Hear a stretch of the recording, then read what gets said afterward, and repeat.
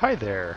Um, I go by BitFlipper on the internet, and today I wanted to make a video on this really cool game that I recently discovered called The Troop.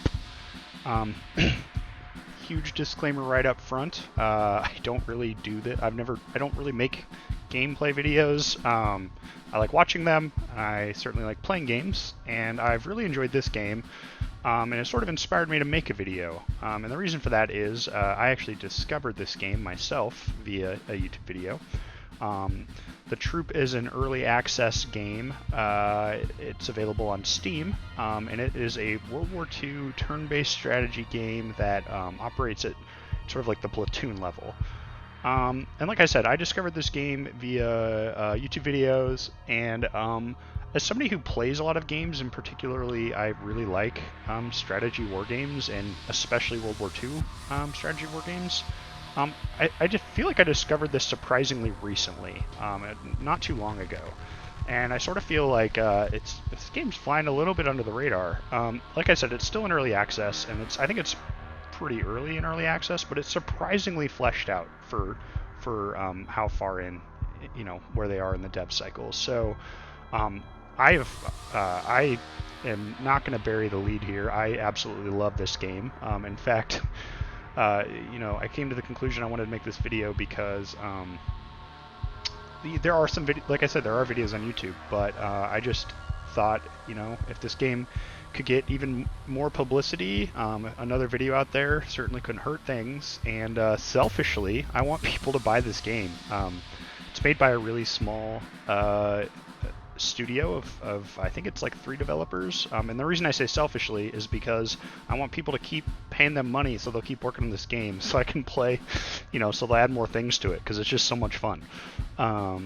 Yeah, so I thought that what I would do is play through a mission of the game and kind of I've gotten around about what I actually want to do here. I think what I want to do is I want to play through a full mission.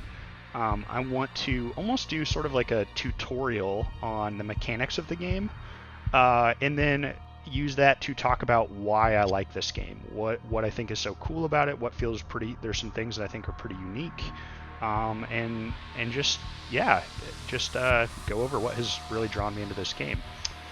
And then at the end, I will kind of, like I said, I'm not keeping it a secret. I love this game.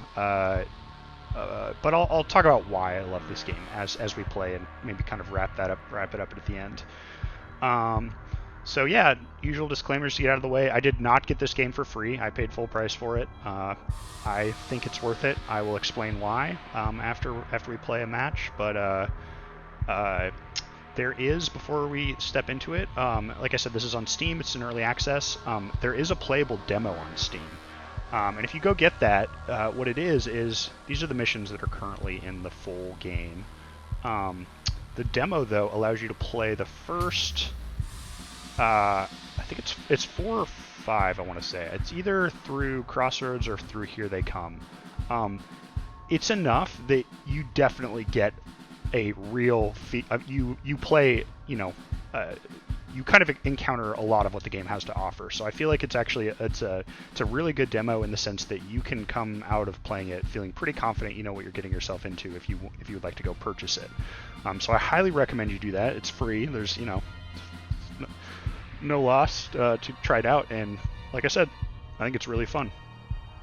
The game itself focuses, or at least currently, on the European theater of operation during World War II, and it focuses specifically on Commonwealth versus the Germans. So the British and Canadians specifically fighting the Germans, and so that's kind of neat. And yeah, like I said, we're going to play a mission here. What we're going to do is I want to play this one. It's called Wet Boots, and the reason is because in, I believe, the most recent update they added this scenario, so it's new. I don't think that there are any videos on YouTube of people playing this exact scenario. I could be wrong, but I did a quick search and I didn't find any. So I thought this one might be fun to if I'm going to do a mission, might as well do one that I haven't seen any other videos of. On most of these missions, you'll see that you can actually play as both sides, or as either side rather. So you can go back and play it, which is cool. It offers a lot of, there's some replayability there. I've beaten everyone except for Rats and Cats as at least the British side. I just haven't gotten to Rats and Cats yet. I thought about actually doing the video on that. That was what I was originally planning, but then I realized that, like I said, Wet Boots is the most recent one, so that feels like a good choice. A lot of these I've beaten as the Germans as well. I was just going through. I was gonna finish the British and then go back and do all the ones as the Germans. So, Wet Boots though I have not beat as the Germans yet. You'll see there's a star here if you've completed it as that side. I've started one. I was messing around with getting my audio levels and stuff correct, so I started one up here. I'll start a new one right now, but I have not beaten this as the Germans yet. That being said, like I said, I've completed this as the actually I believe it might be the Canadians. We'll find out in a second. I believe it's the Canadians.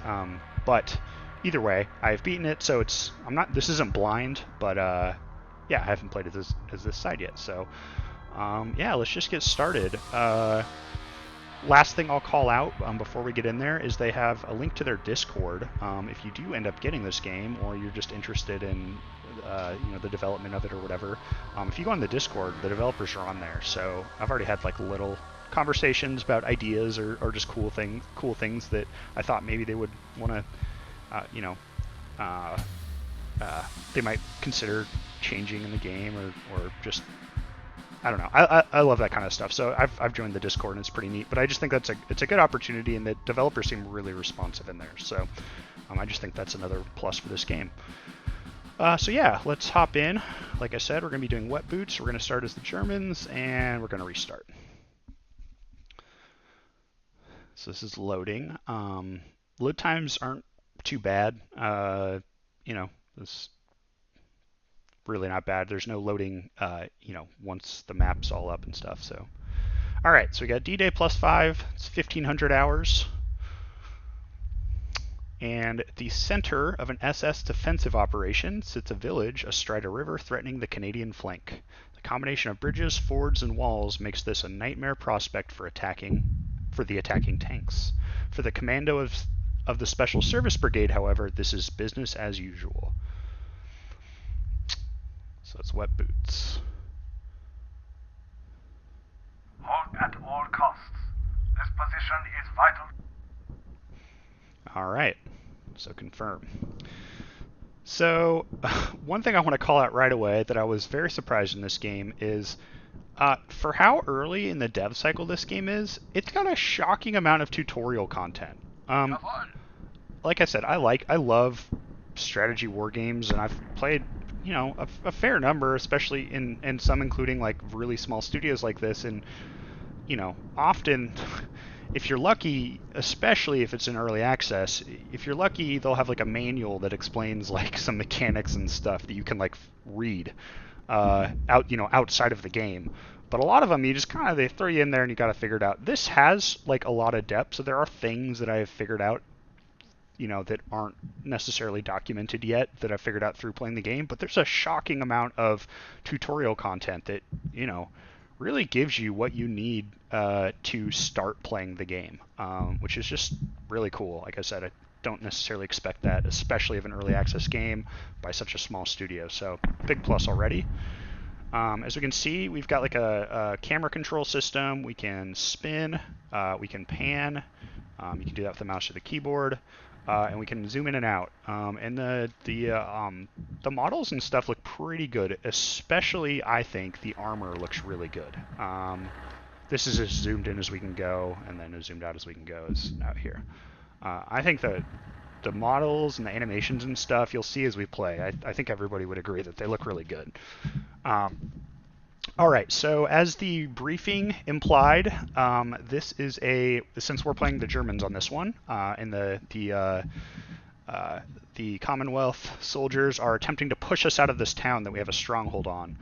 And so this is a defensive mission.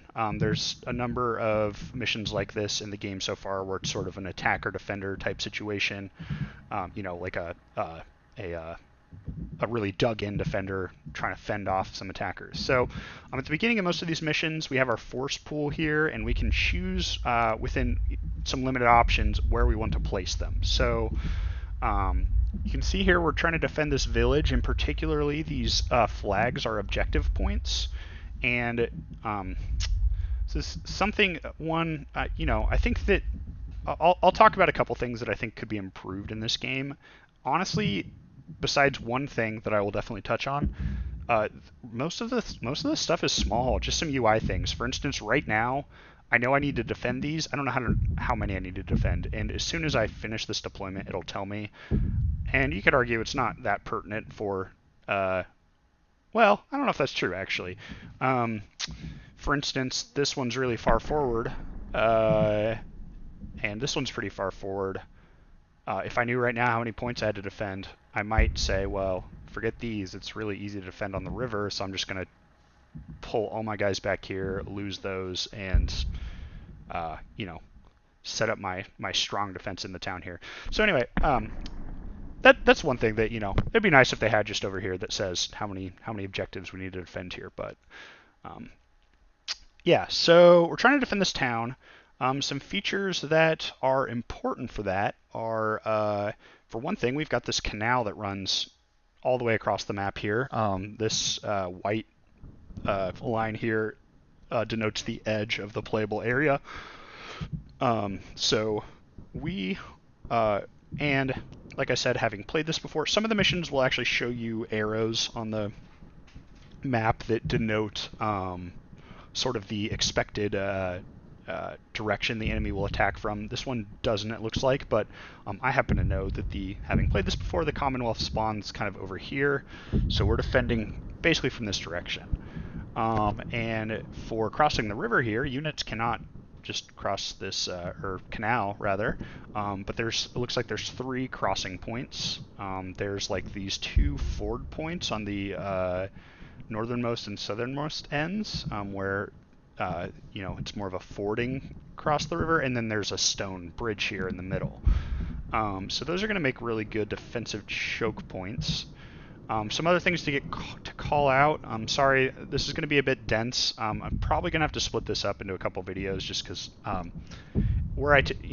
think if I were to just play this mission right now without talking or explaining anything or talking through my thought process or whatever, it'd probably take like maybe 45 minutes, an hour, depending on how it goes, how things go. But it could take a lot longer than that if I talk about kind of mechanics and my thought process and stuff, which is kind of what I want to do. I feel like I said, the mechanics of this game is what really has made me come to love it, and so I really want to kind of explore those and talk about them and why I like it so much. So early on, I imagine I will be doing a lot of talking, explaining basic mechanics, and then hopefully after we get a lot of those out of the way, it'll be a little more smooth sailing, faster turns. But so some important things to cover right now, I think, just for so it makes sense how I'm setting things up. So for one thing here, you'll see across the top we've got these little icons. And what these are is when you hover over a hex, these display information about the characteristics of that hex, and specifically they'll touch on a few things. One is what can move through there, the visibility effects of the terrain in that hex, and a couple other things. So if we take a look at the fording spot right here, where we cross the river, this is the one that actually, this is the hex that has the crossing thing right here. You'll note up top, we've got up here is what I'm talking about. You'll note that the foot icon is highlighted. What that means is that units on foot, infantry units, can cross this. Immediately to the right of the foot icon, the wheel icon is grayed out, so wheeled vehicles cannot cross in this spot. However, next to that, we've got half-tracked and fully tracked, so half-tracks and tanks and what have you. Both of those can cross here, so that's an interesting thing to note. Something to keep in mind is that they will not be able to send wheeled vehicles across here, but their tanks and infantry units certainly can cross. And then, of course, this bridge right here is just a stone bridge, so everything can. And same thing over here. units on foot, and half-tracked and fully tracked vehicles. So what we're going to want to do is we're going to think about where we want to put our force to defend this area. We can look at our force composition. That'll help figure that out. So we've got we are an SS group, so we've got some different like fire teams here. So we've got an SS infantry LMG group. We've got a mortar team. I believe this is a medium mortar team.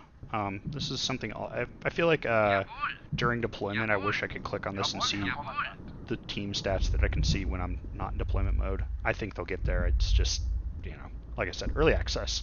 I'm okay with stuff like that. We've got a medium machine gun team. One of the characteristics of the medium machine gun versus a light machine gun is the medium machine gun actually has to be stowed or deployed, which takes a turn basically. So this is a lot less maneuverable than, say, the light machine gun team is. We've got a looks like a half-tracked scout car, and it's got a 2 centimeter looks like an autocannon on there. So probably not going to be terribly effective against large tanks, at least from the front, but certainly is going to do work on enemies and light-skinned vehicles. And if we had a Sherman in the rear armor, we might get lucky, or do some damage to the tracks or something like that. But probably not going to be knocking out any big tanks with this thing.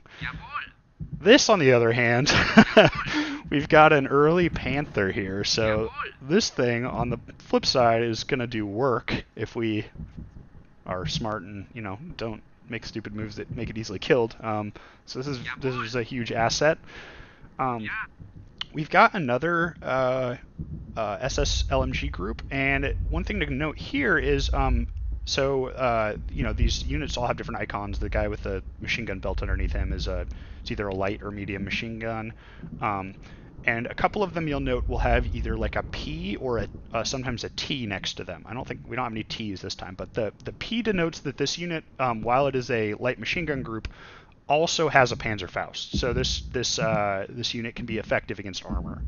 And I should say, when we start moving the armor around, I'll explain some of the more of the armor mechanics. Even if they didn't have a Panzerfaust, they can still affect armor. But this unit would actually be capable of knocking out some armor, so that's good to know.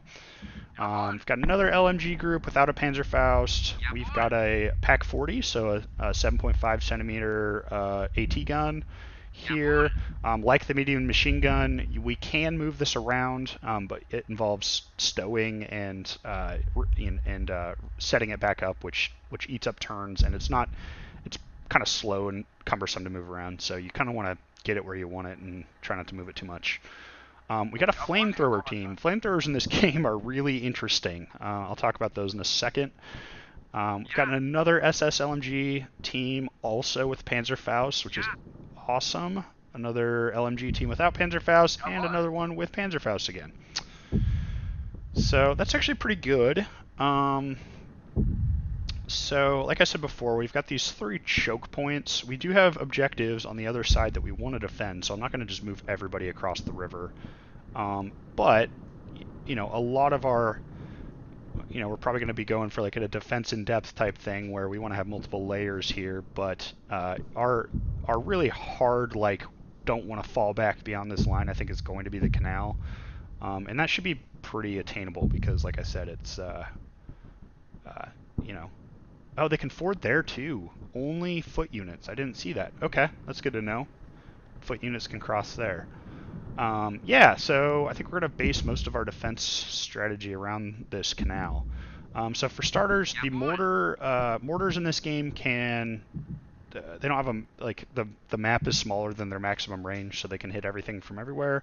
So we definitely just want to leave these guys in the back where they're not going to be shot at by ground units. So where they are right here is fine.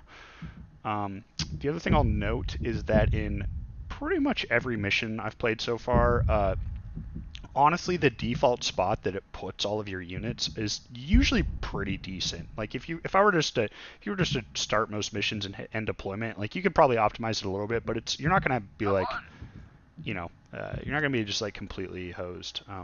They actually put them in pretty decent spots, but I'll probably move a couple things around here. So Sort of what I'm thinking is we kind of want to make sure that we've got AT coverage on each of the main approaches into the city. The Pack 40 here is going to do work along here, so I think we're pretty good.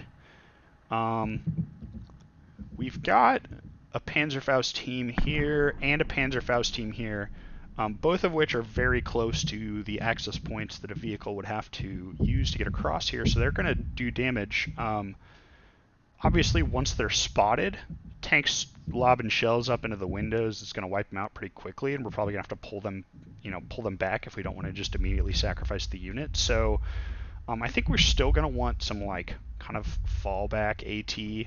So what I'm thinking is this is not a terrible spot for that. Like I said, it's not going to knock anything out, but we can maybe do some like track damage and limit mobility of the tanks and then try to deal with them with our Panzerfausts. So what I'm thinking is the middle feels like the least covered area currently, so I think we're going to move the Panther over to here.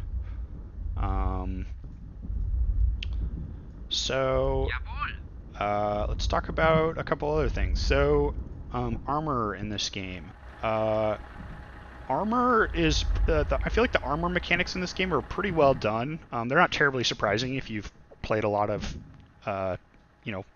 strategy war games and know anything about how armored vehicles are typically armored. Generally the front, and in this game this is true, the front has the thickest armor, it's the most difficult to penetrate, followed by the sides, followed by the rear. And then actually the tops are also typically the thinnest. I don't think this game has any notion of verticality. What I mean by that is I'm pretty sure if you parked the tank right here and had a Panzerfaust up here, and you shot, it's not going to treat it like it hit it in the top. I think that counts as well. You couldn't actually, the Panzerfausts have I don't think you can shoot the tile immediately next to it. But besides the point, I don't think that it treats it as a top hit. It's like a side hit. And then obviously this is World War II, so they don't have like, javelin anti-tank missiles that would come in from the top or anything. So really, at the end of the day, we want to try to keep the hardest part of our vehicle pointed towards the enemy. So I think we'll just leave it there for now. The other thing to talk about is line of sight. So this game has a pretty good line of sight mechanic. It's pretty interesting. So you can, both in deployment phase and when you're just playing, you can click the line of sight tool and pick a spot, and it will show you the line of sight from that spot. And you'll note that there's two colors here. There's blue and there's purple. Blue means that it's completely unobstructed view. It's like a clear line of sight, whereas purple, I think the term they use is partially obstructed. And what that means is enemy units that are in partially obstructed view are going to be harder. It's going to affect your accuracy, so harder to hit, and it's going to affect your chance of spotting them. And spotting them is one of the things I think this game does so well. We'll get into the spotting mechanics in a little bit, but basically, if we want to make sure that we see enemies as they approach, we want to have, as many cases as possible, we want to have clear line of sight to where we think they're going to approach from, which, I mean, that's how real life works, so it's good that the game simulates that well. So I'm wondering if actually we want to move this a little farther forward. It's kind of where I'm going with that. I mean, that's fine. We can always move it around. So, what is the line? Is that tree? Okay, no. The one thought I have here is if we were to pull back to like here, I think we get a much better view down this road, which that could be good. And just like the tanks, armor is generally the hardest on the front on these, so we're gonna do that. I like this spot, like I said, Panzerfaust and light machine gun covering that crossing point's really good. We've got a light machine gun here, that's really good. We've got this medium machine gun here. I'm kind of curious what their line of sight is like. So really good in here, and okay back through here. I'm just trying to think, is that really the most effective place to put them?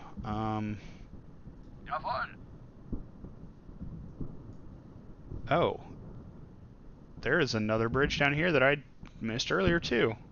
Okay. So this light machine gun we definitely want to keep here, and we'll keep it on where it is on this side of the house, because that's going to give it the best view, kind of this direction. So what I'm wondering is how do we most effectively watch this spot? So as I alluded to before, the flamethrowers are really interesting. These things are absolutely savage against infantry units. They will one-shot an infantry unit. It's ridiculous. I mean, I don't think they're overpowered. They have some fairly significant weaknesses as well, but they are very powerful when it comes to attacking infantry.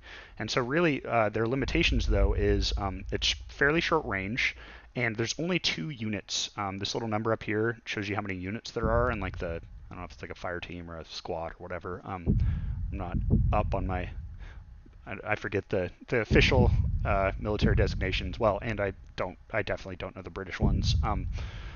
But anyways, regardless, only 2 guys, which means that this unit can take 2 hits basically before it's wiped out. So that's the other kind of big limitation. So really, what you want to do with these guys is they're very much a hit and run unit. You want to stay in a hidden spot till the enemy gets close enough that you can just whack him with the flamethrower and then try to fall back and get in another opportune spot to ambush, or you kind of just sacrifice them when you feel it's opportune. So what I'm thinking is if we leave them in the trees right here, they're gonna be really hard to spot, and I don't want to put them. I think so. This is also a tree. You can see up here, this shows you that this is woodland. There's spots that are like trees, woodland, crops, these different things, and basically when they're in this like the woodland here, it's going to make them harder to see and also harder to hit. And the farther back, the more woodland you have to look through, the less visible they are. So I think I want to leave him here. It's pretty short range to there, so if we get an infantry unit coming across here, I can just hit him with the flamethrower, and then same thing, if we start to see guys come in this direction, we kind of shift them to the right a little bit. So I think that's a good spot. This medium machine gun sort of feels a little wasted right here. Like I said, I mean, this is like a decent line of sight. I don't think there's... Can anybody... Oh, okay. Hold the fort. There's another spot over here that is crossable by foot. So now I am very much rethinking moving this, because we need some coverage on that. And I mean, this thing's pretty mobile, right? So we can drive it around as needed. So what I'm thinking actually is we move that back to here and just kind of get a little coverage there and coverage here. All right. I think these guys I don't want here. That's pretty exposed. This is partial coverage here. This is like this hedge, so you'll note that anything... well, actually, so we know the Commonwealth are coming from back here. They're partially visible because this isn't a full height hedge, whereas like over here, this is a full height hedge, so you can't see across it. But what that means is they're going to be hard to see and harder to hit on the other side of this, but they're definitely visible. We have this over here, which will be a dug-in position if we put them in that, which makes them very hard to hit and see. So I think we put them in there. That seems like a really good spot. I like this. Units, like I said, we'll talk a little bit about visibility in a bit, but units that are in buildings typically until they fire are pretty hard to see until you're like right up on them. So leaving this light machine gun with the Panzerfaust here, where we're going to get enemies coming in really close range, whether it's armor or infantry units, this will be a really good spot to ambush. And you'll note on houses, line of sight works kind of like you would think. They're currently in this kind of this corner down here, which means that they can see these directions. But what that also means is if we start taking heavy fire, we can go back a room, and suddenly we will not be visible from that side, and we can kind of do a hit and then try to fall back if we need to or whatever. Now that I think about it, I'm happy with the medium machine gun here because they do have this entrance here, and if we need to fall back, I would imagine that they might try to push into here, and we've got some decent visibility over here as well. So I think we are. I'm feeling pretty good about this. I'm sure we could min-max this a little bit better.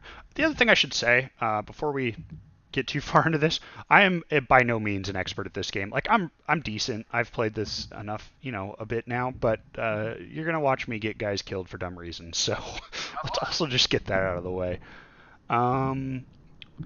So the only other thought is do I want to move this guy to where he can watch more of this direction as well as this direction? I don't think anybody comes in from over here, but they could come up the side and in. So that being said, though, I'm wondering if like here might be a better spot or in here. We have like 0 visibility up this road, but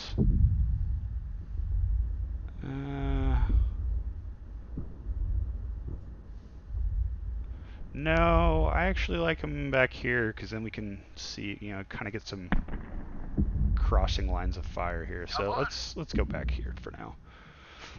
All right, I think we are ready.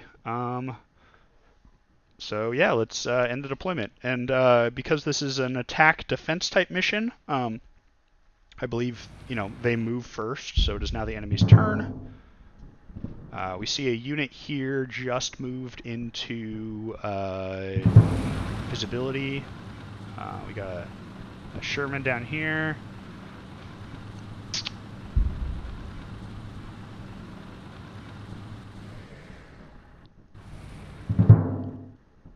So light machine gun team.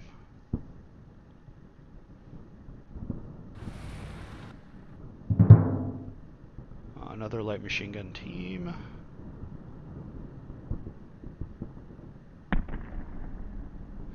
All right. So a couple other things to point out now. You'll note that our units which have not been spotted have this hidden icon next to them, which means that, like the pop-up says, once again, kind of shocking for a game this early in the dev cycle, but like, that has a lot of good tooltips and stuff like that. Yeah, they're currently not spotted. And you'll note the kind of hashed pattern on the ground here. This is Fog of War. And the way Fog of War works in this game, it talks about it a little bit in the tutorial messages and the tooltips. I think I've figured it out reasonably well, or have it kind of basic like understanding of how it works enough that I can sort of predict when things will become visible sometimes.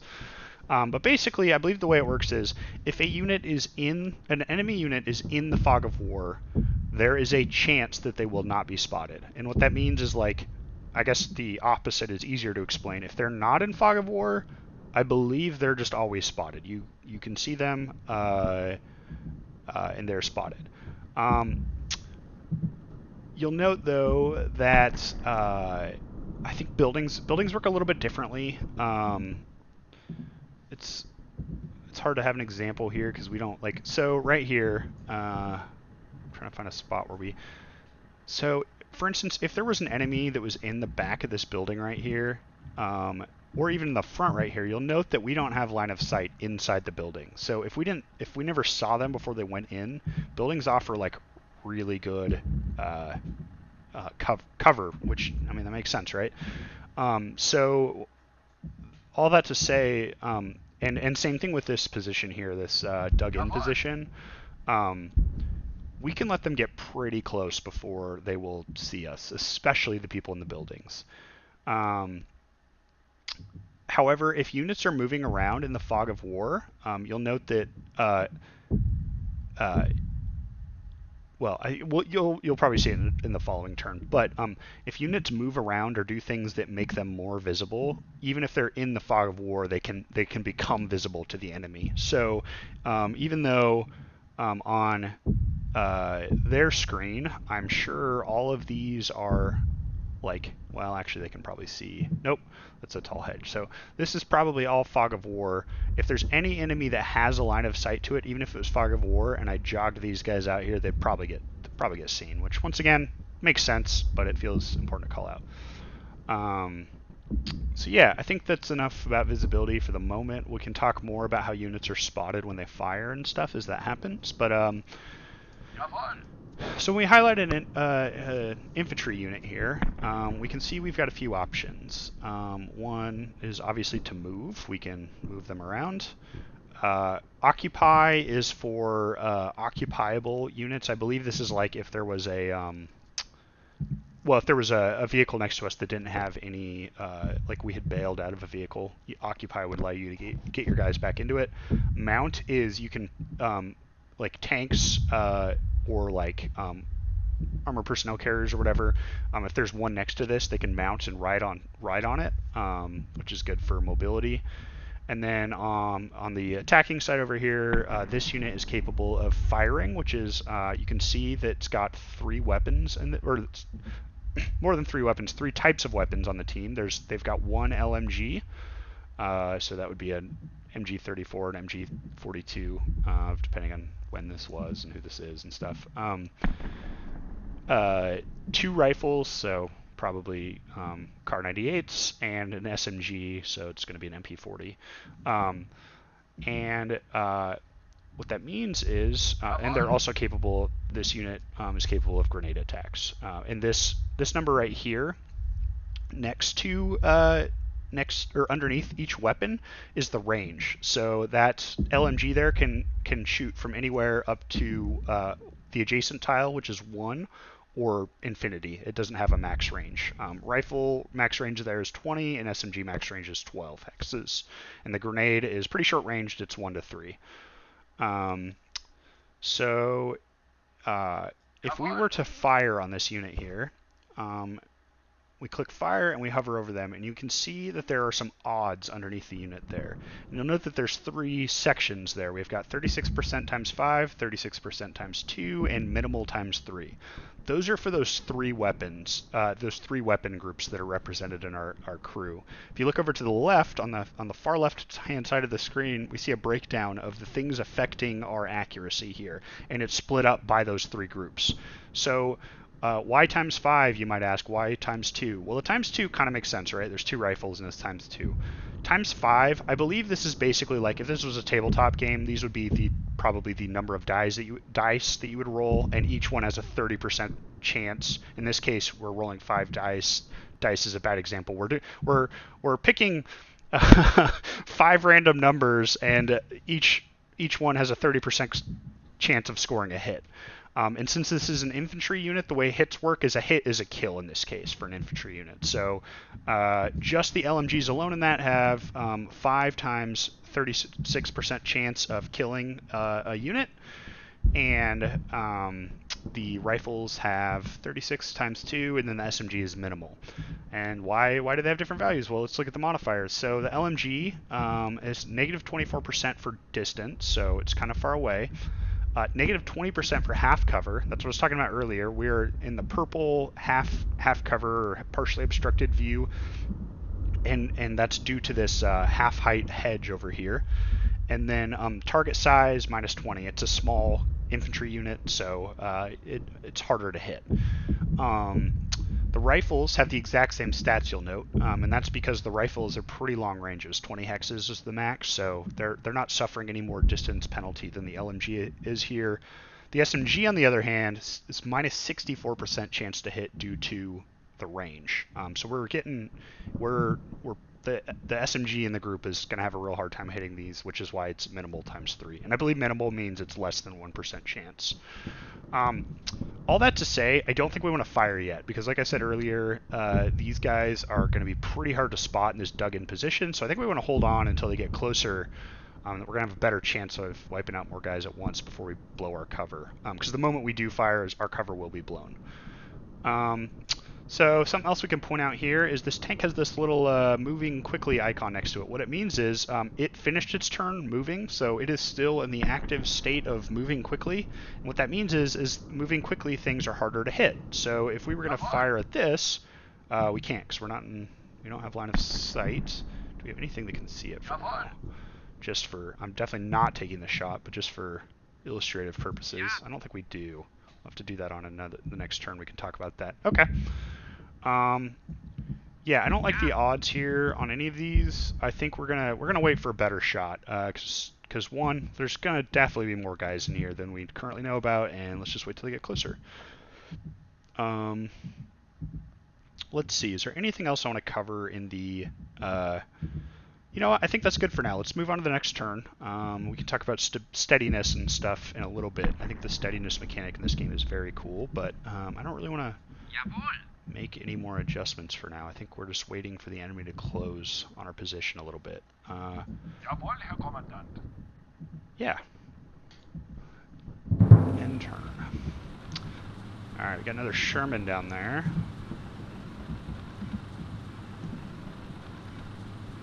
Okay, he's coming up the road. He's not going to try to cross, at least yet.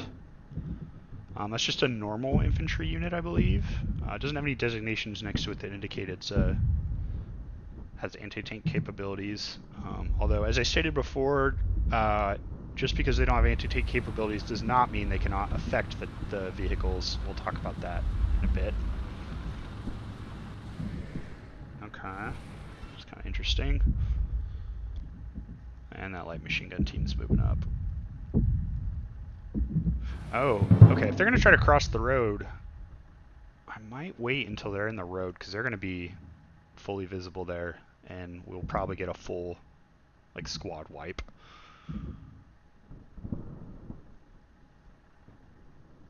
Okay.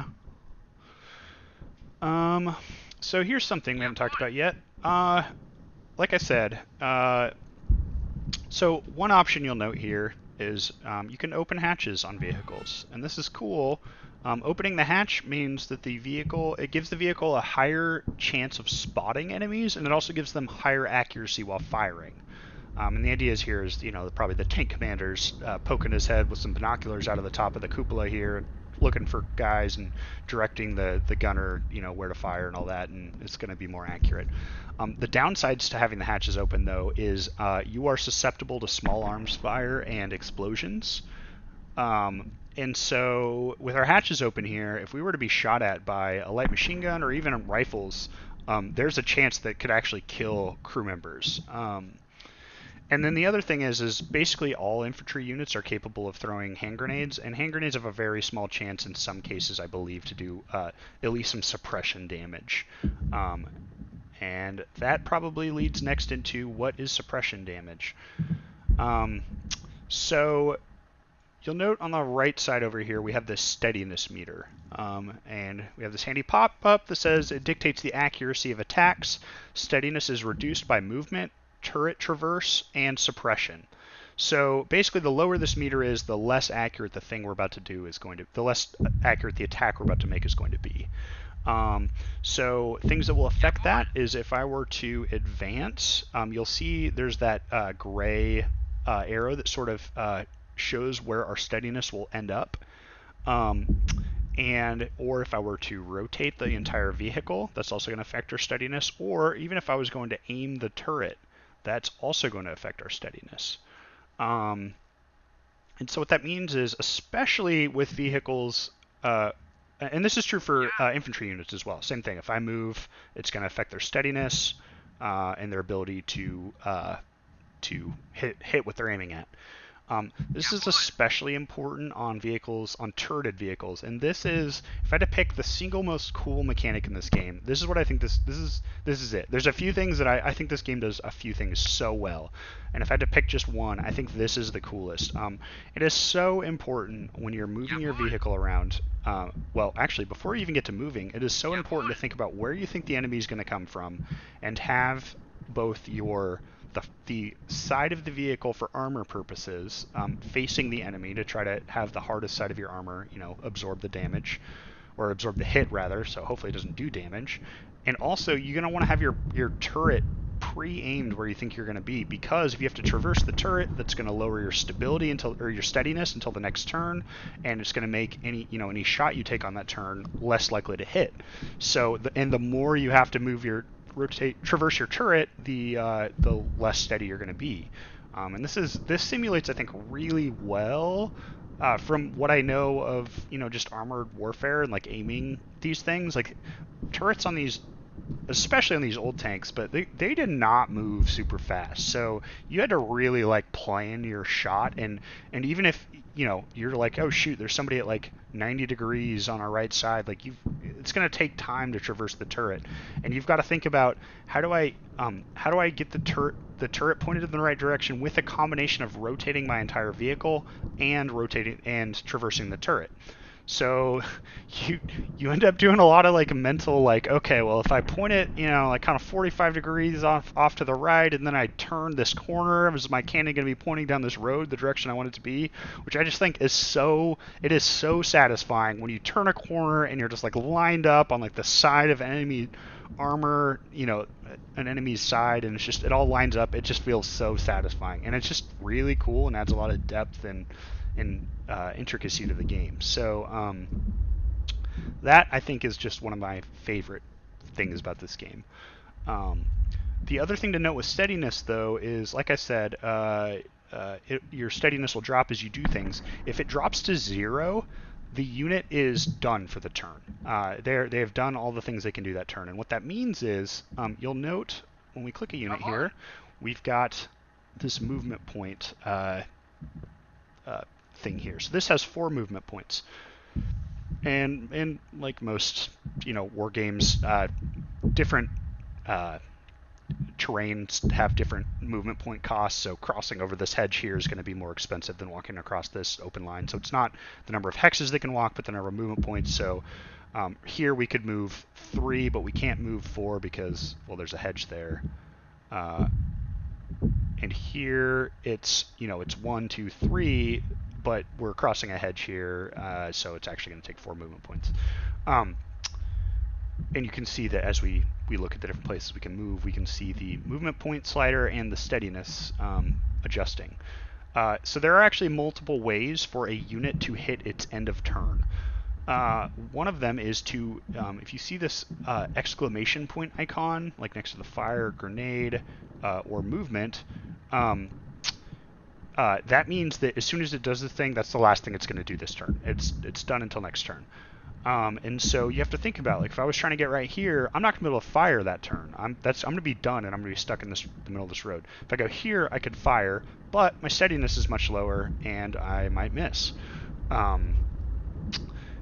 This is particularly important because, like is pointed out on this is affected by suppression. And we were talking earlier about the suppression damage. The way suppression can do a few things. One is if a unit gets completely suppressed, they're kind of in like a stun state for a turn, and they literally can't do anything. Which that sort of makes sense. Like the steadiness resets at the beginning of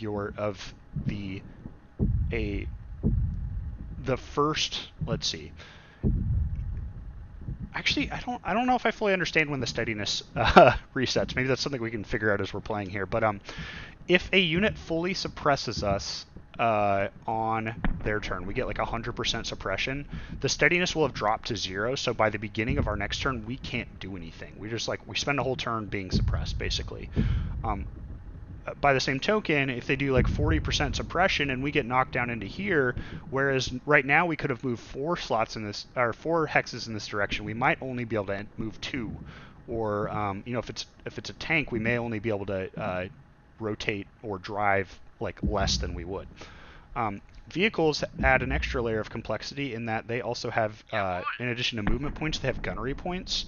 And these are used to do things like aim. So you'll see the further I have to traverse the turret, the more gunnery points are used up.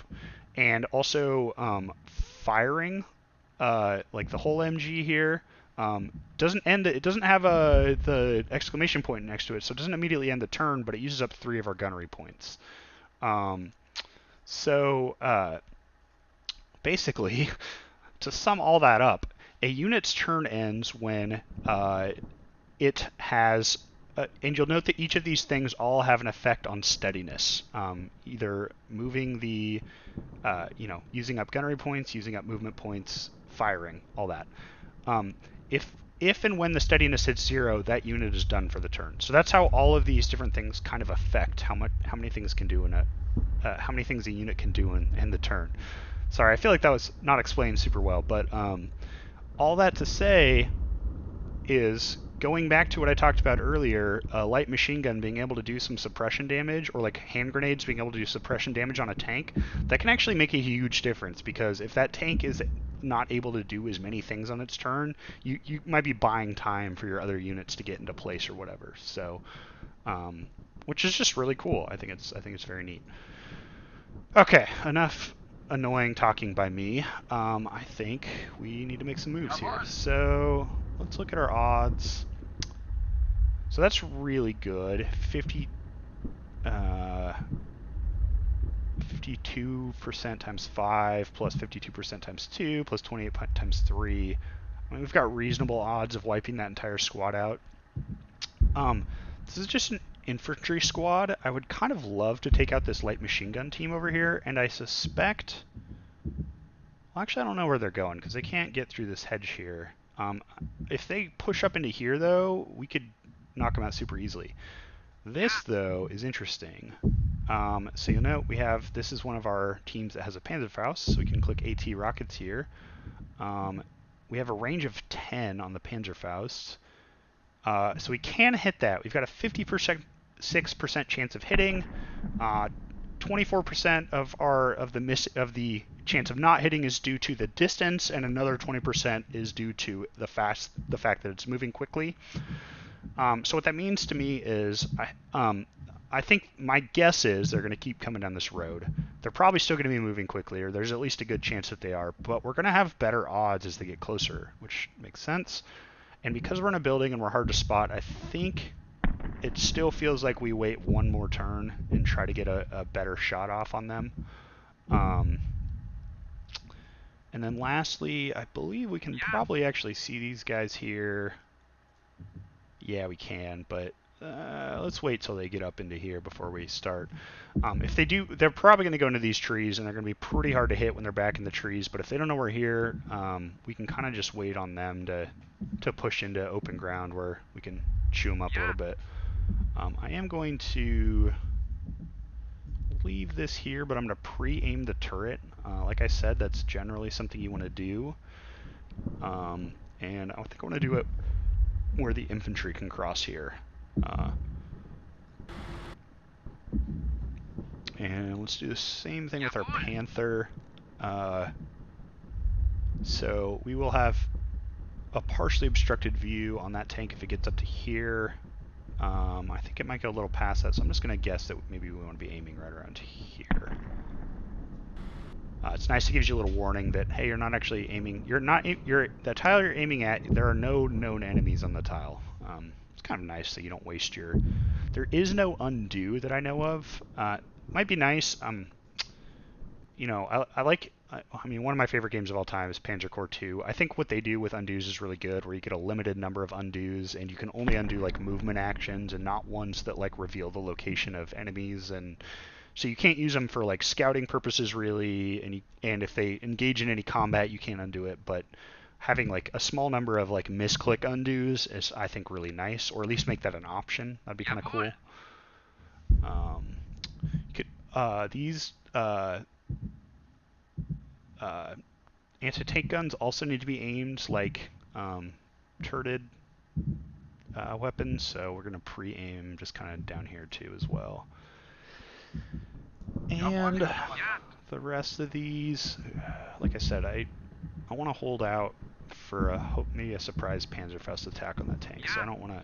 They would probably do just absolute work if we were to hit these guys in the field, but yeah, they would. But let's hold out one more turn. All right. Do I want to do anything else? I feel like I'm pretty happy where they are. So let's end our turn again.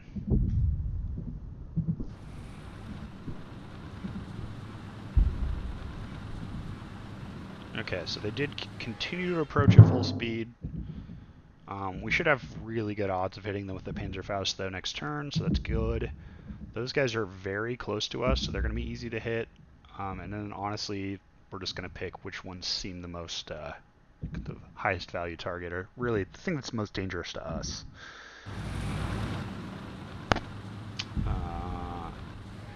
Those can bust through some walls. I'm not sure if that wall you can drive through or not. It takes more movement points to drive through a wall with a tank than just like open ground, so that makes sense. They can walk through those? Did not know that.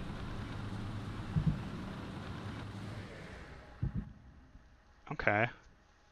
Well, we're definitely going to hit this light machine gun team, I think. They're probably out of all the available targets, are the most kind of scary.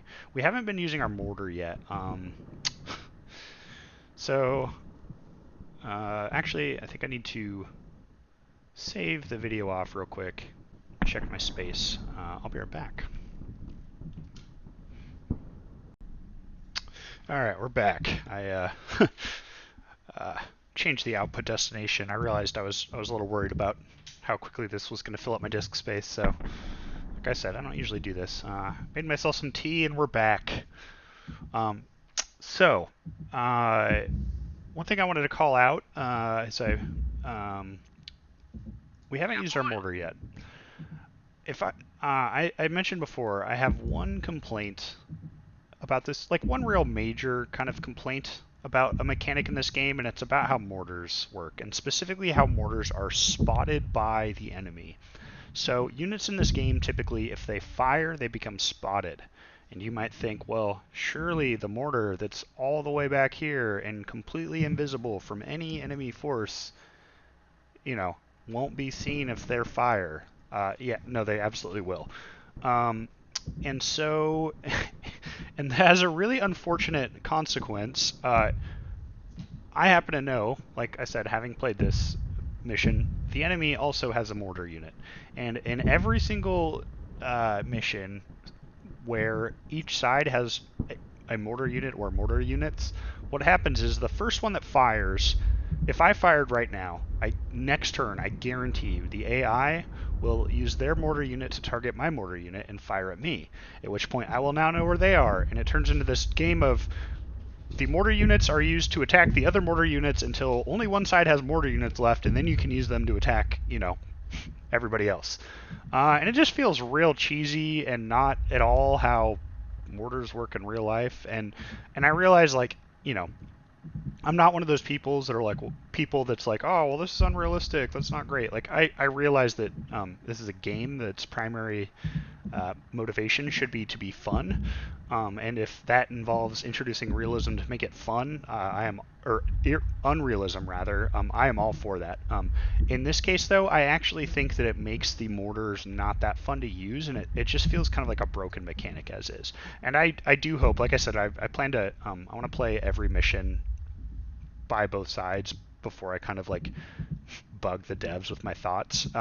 But I do think I'm gonna bring this up because I think that mortars are not overpowered in this game, and I think I am going to use it now. So we'll just use the mortar and we can talk about how it works. So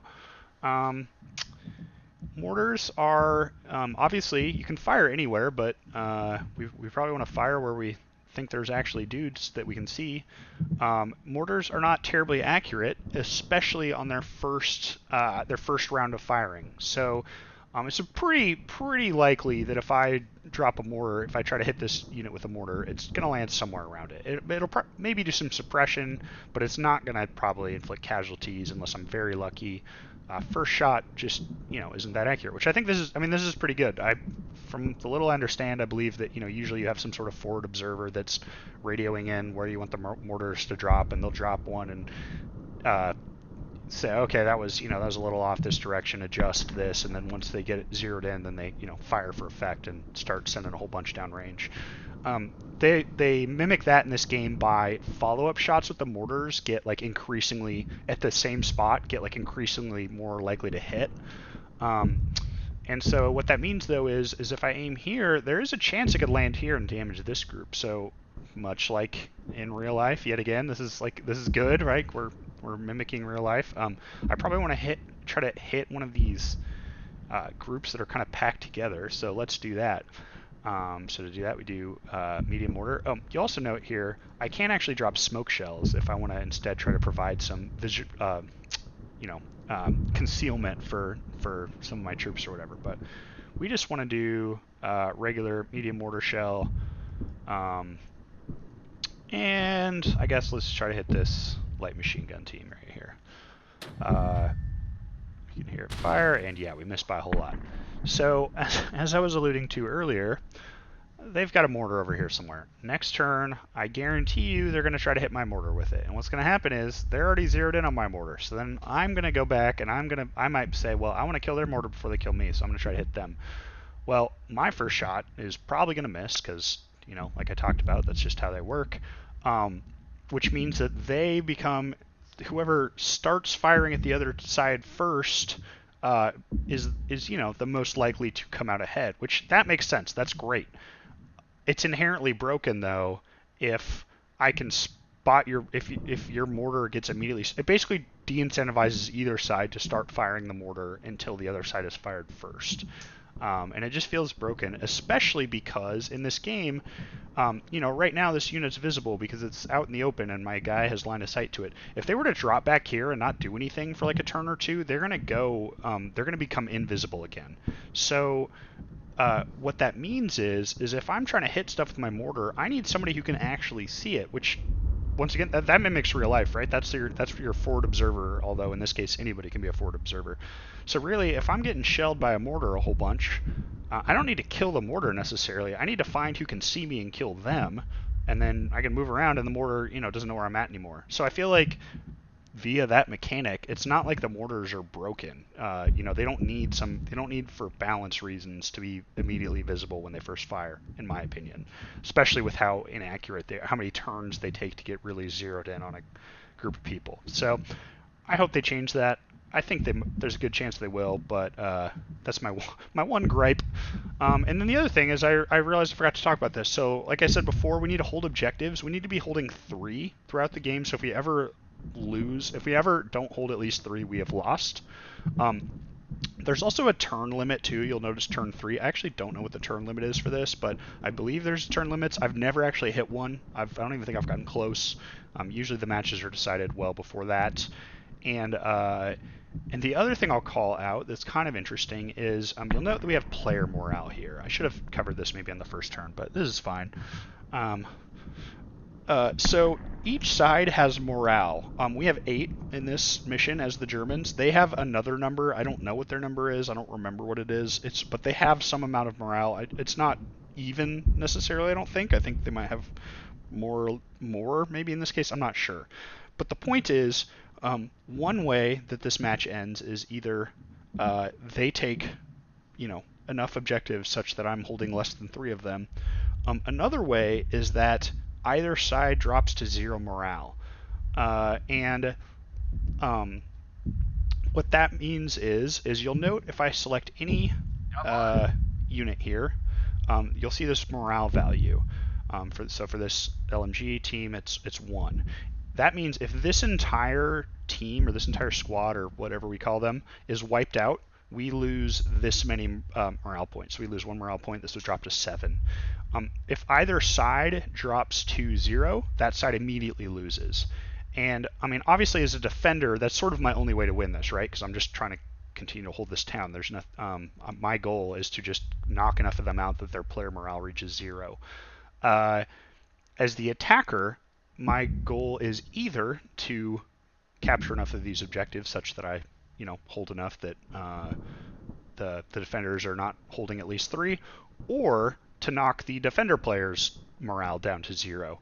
In practice, I've noticed that on I think literally every mission. I think every mission where I've played as the attacker and won, which is like I said, I've beaten most of them as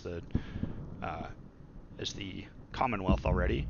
I have won by taking the enemy down to 0 morale. I don't know if I've ever won one by actually taking and holding all of the objectives. I don't know if this is a problem. I've kind of thought about this a lot. So I don't think that that means that the objectives are useless, though. Where I've sort of landed on this is, it would be kind of cool if there was one that was like purposely it was set up such that it was really hard to kill the enemy via morale, but it was much more about like actually taking these points somehow. Um, but I think that the points serve a purpose, which is, as a defender right now, if I were to get down to like one morale, so I'm one unit dying away from me losing.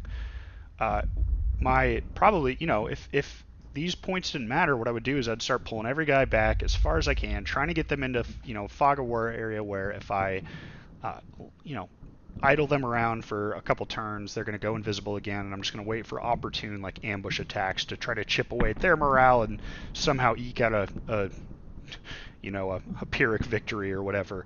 That would be really boring and also just super cheesy. So I think that the objectives actually, even though like if we lose this, it's going to be because we lose all of our morale points. I think the objectives still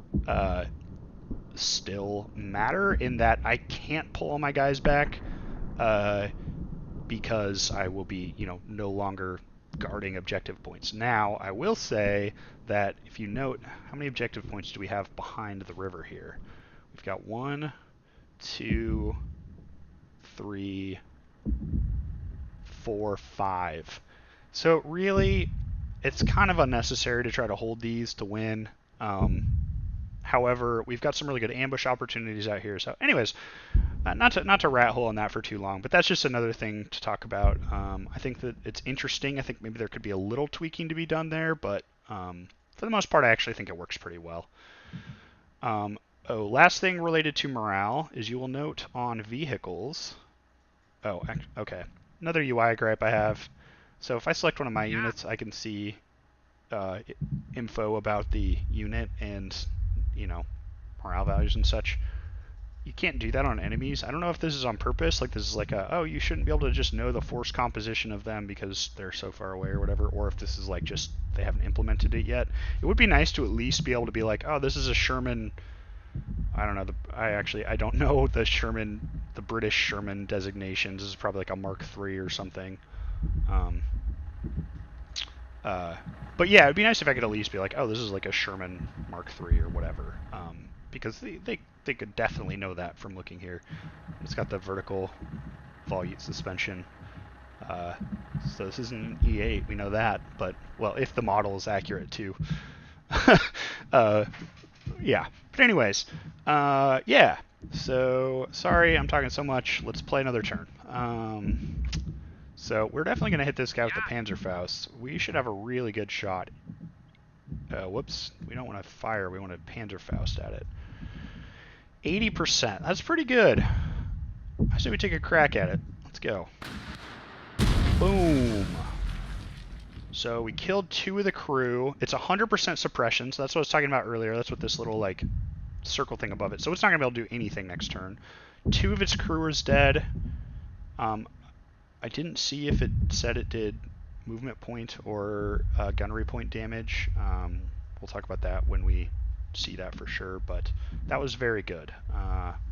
We actually have a 70. Oh, and they parked right where we had so we pre-aimed here, so we are gonna suffer 0 steadiness aiming at them, so that's great. So we're gonna try to hit him again with this Panther, but before we do that, you'll note if we fire the shell and immediately ends our turn, we can actually use the whole MG here and fire before that and not end our turn. Is there anybody? So we can't hit any of them. Their hatches are open though, so we could still score a crew kill on this, so it's worth a shot. It's a pretty low chance to hit and stuff, but yeah, it didn't do anything, but it was worth a shot. That does not lower our steadiness at all, so we still have a 72% chance to hit, so let's do it. And you'll note we have same target bonus. What that means is we did not traverse the turret at all. Oh, actually, I don't know. Did I get that for firing the whole MG, or is that just because I didn't traverse the turret?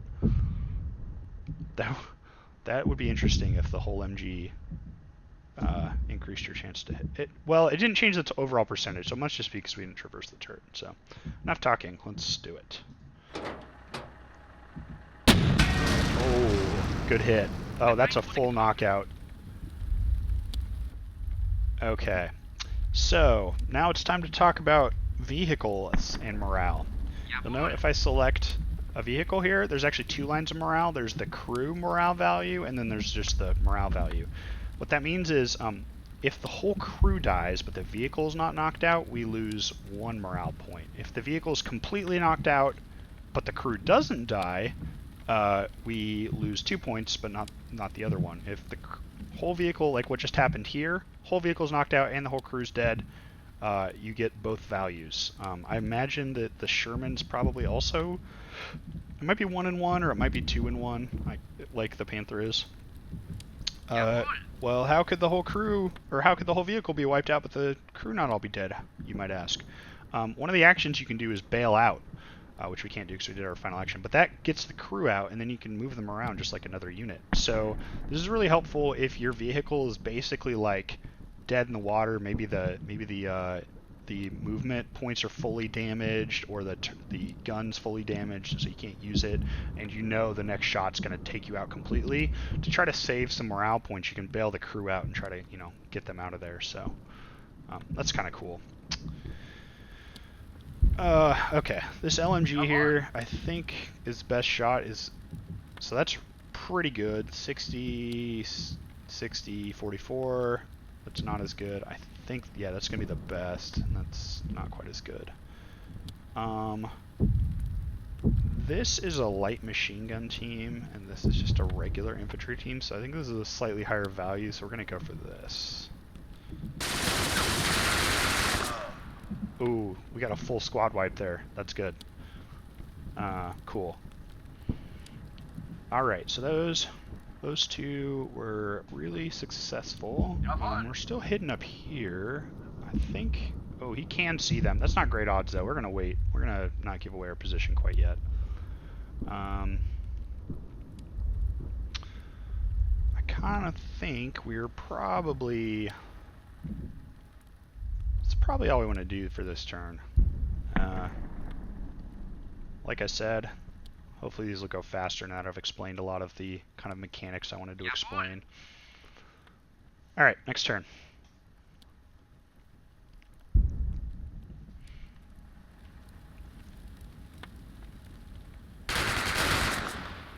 Alright, so we're suppressed a little bit, but we didn't lose any guys, so that's good. And they are indeed going into the trees. They can definitely see our half track now. What is this guy doing? Okay, yep, there's the mortar team, and watch, I wonder where they're going to shoot. Ah, who would have guessed? Oh, and they hit me. That's great. Like I said, that's like the one, like literally I love pretty much everything about this game. This is the one thing that bugs me is the mortars, but it's not that big a deal.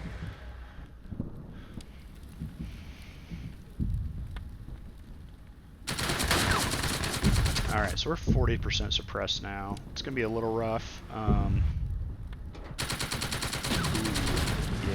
that sucks. I mean, that was a good trade. We got a full tank kill, but that's going to hurt. I was hoping that we could use them to maybe try to wipe out this one other unit down here before they get too suppressed. We kind of need to pull them back, but we'll see.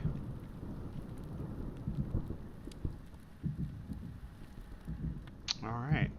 Well, I think that's actually going to be a good spot to end this video. I don't want to, I'd rather do a couple medium-length ones than one like super long one, just because if anybody's still watching at this point, I imagine you're not going to want to watch all this in one go, and it's a little easier to keep track of what you've watched and haven't. So I'm going to stop this here, and we'll pick up another video starting on our turn 4 shortly.